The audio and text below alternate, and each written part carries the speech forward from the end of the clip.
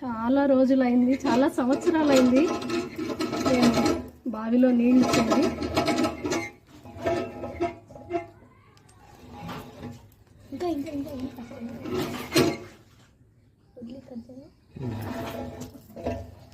చిన్నప్పుడు మేము మా నాన్నమ్మ వాళ్ళ ఇంట్లో బావిలో నీళ్లు చేదేవాళ్ళము.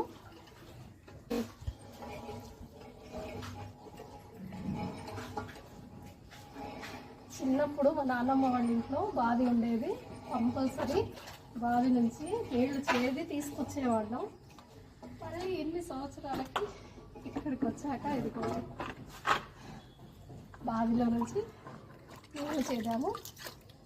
వీరబ్రహ్మం గారు ఒక్కరోజు రాత్రిలో జింక కొమ్ముతో తవ్విన బావి అంట ఇది. చాలా చాలా హ్యాపీ అనిపించింది.